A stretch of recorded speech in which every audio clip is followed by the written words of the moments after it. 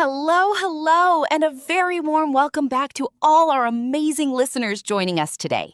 You are listening to episode 10 of Learn English with Daily Conversation, and we are absolutely thrilled to have you here with us.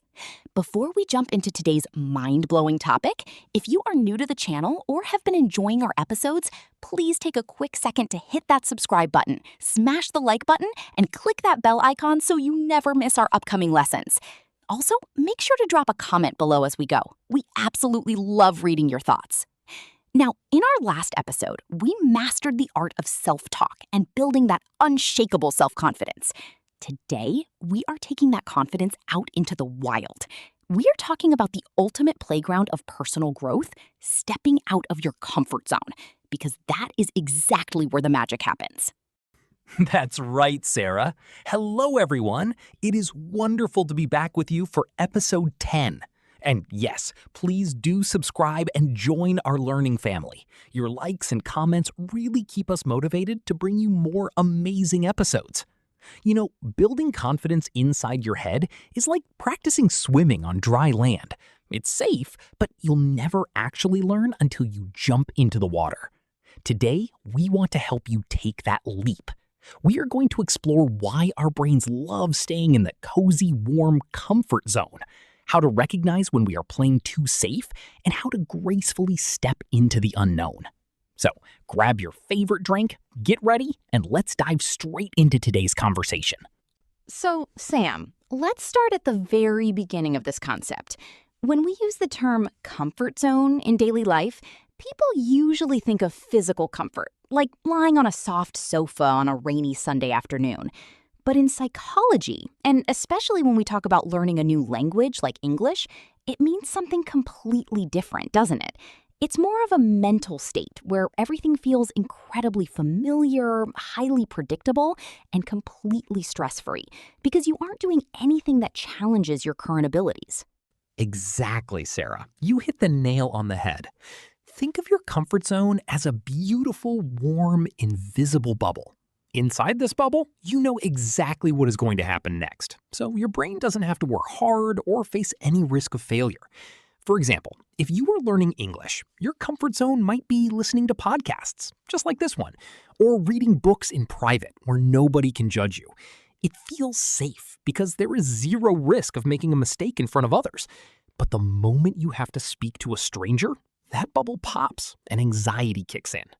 Oh, that makes so much sense. It's like our brain is programmed to keep us safe, but that safety actually turns into a prison after a certain point.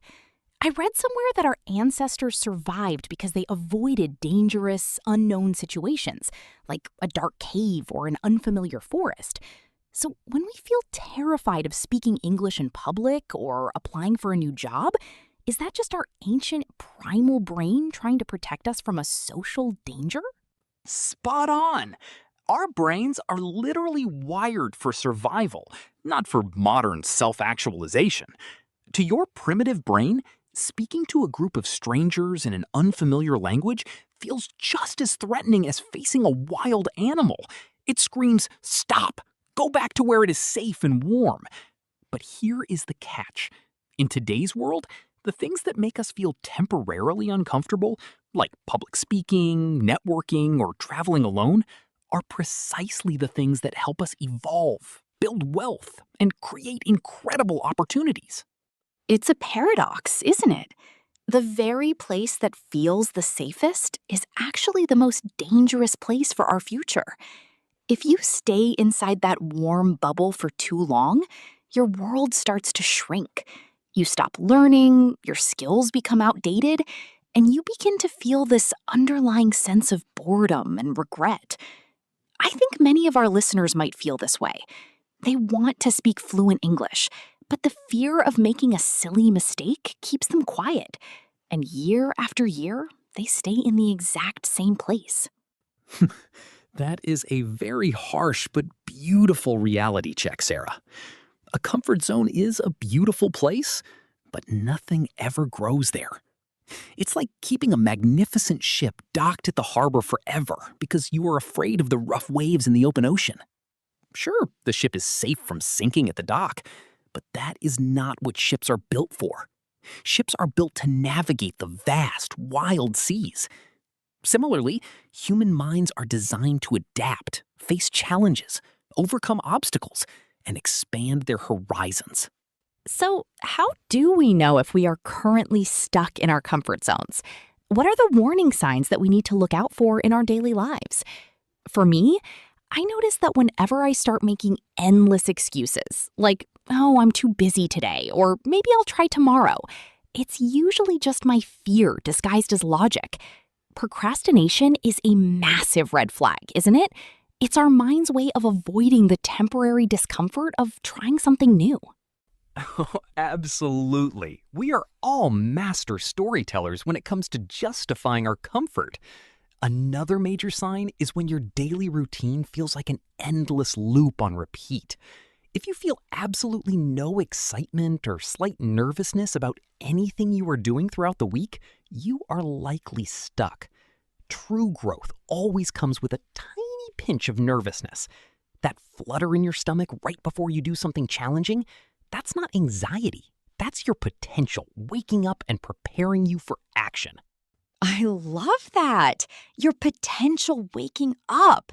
What a gorgeous way to reframe fear. Now, let's talk about a very practical framework for our listeners. Psychologists often divide our experience into three distinct zones: the comfort zone, the growth or stretch zone, and finally, the panic zone. When we talk about stepping out, we aren't asking people to jump straight off a cliff into the panic zone, are we? It's all about finding that sweet spot in the middle. Precisely. If you are terrified of speaking English and we force you to give a 2-hour live presentation to 500 native speakers, you will end up in the panic zone. Your brain will freeze, you'll experience extreme stress, and you might never want to try speaking again. That's counterproductive. Instead, we want you to enter the stretch zone. This is where things are just slightly challenging. For instance, ordering your food in English at a local cafe, or leaving a 1-minute voice note for an online study partner. It's challenging, but entirely doable. Oh, yes, the classic messy middle. When you first step into that stretch zone, you are going to make mistakes. Your tongue will slip, you might forget a word, or you might mispronounce something. And let's be honest, that feels incredibly awkward and embarrassing. But how do we push through that initial stage of feeling foolish without giving up and running straight back to our cozy comfort bubbles? You have to embrace the beginner's mindset, Sarah. You must give yourself permission to be bad at something before you can be outstandingly good at it. Every single expert you admire today was once a clumsy, mistake-prone beginner. When you make a mistake, instead of saying, "Oh, I'm so stupid, I can't do this," you need to use that positive self-talk we practiced in episode 9. Say to yourself, that was a mistake, which means my brain is currently rewiring itself and learning. Reframe errors as data, not as a reflection of your worth. I completely agree. It's all about taking consistent micro steps. We don't need to change our entire lives overnight. Small, daily actions build massive momentum over time. For our listeners who want to step out of their comfort zone with English today, what are some ultra simple, practical micro steps they can take right now without feeling overwhelmed? Here are 3 super practical micro steps you can take today. First, change the language setting on your smartphone to English. It sounds simple, but it forces you to navigate a familiar tool in a slightly unfamiliar way. Second, next time you watch a movie, turn off the subtitles in your native language and keep only the English subtitles on. And third, find one paragraph from an article you like, read it out loud to yourself, record it on your phone, and listen to it. It takes less than 5 minutes, but it breaks the barrier of speaking. Those are absolutely brilliant, Sam. And you know what the best part is? Once you start taking these small steps, something truly magical happens to your brain. You get a massive rush of dopamine, the feel-good hormone. Overcoming a small challenge makes you feel proud, energized and ready to face the next one. Your confidence starts expanding, and suddenly, things that used to terrify you last month feel completely normal today. It is an incredibly addictive and beautiful cycle. The boundaries of your comfort zone are not set in stone. They are highly elastic. Every time you step out of your zone, the zone itself stretches and grows bigger. So by facing a small fear today, you are actually building a larger, more confident version of yourself for tomorrow. You become someone who is comfortable with being uncomfortable. And that is a true superpower in life. Looking back at my own journey, the most rewarding moments of my life came directly after my scariest decisions. I remember when I had to host my very first live public event. My hands were shaking, my throat was completely dry, and I wanted nothing more than to run away. But I forced myself to walk onto that stage. And as soon as I finished, I felt this indescribable rush of joy. If I had stayed in my comfort zone that day, I wouldn't be sitting here hosting this podcast with you today. That is so inspiring, Sarah. And thank goodness you took that step. For me, it was moving to a completely new city where I didn't know a single soul. I had to learn to start conversations with strangers, ask for help, and navigate a completely new environment all by myself. It was terrifying at first, but it forced me to grow up, rely on myself, and develop deep social confidence. Stepping out of your comfort zone doesn't just change your skills, it fundamentally rewrites your character. So, to all our amazing listeners, we want to challenge you today. We've gone through the theory, we've shared our experiences, and now the ball is in your court. Do not let this remain just another podcast episode that you listen to and forget.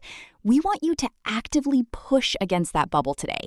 Whether it's writing a comment on this video in English or trying to talk to yourself in front of a mirror, make today the day you take action.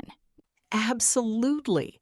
Do not wait for the perfect time to feel 100% ready, because that feeling of readiness never actually comes. You build readiness by doing. We want to hear your stories in the comments.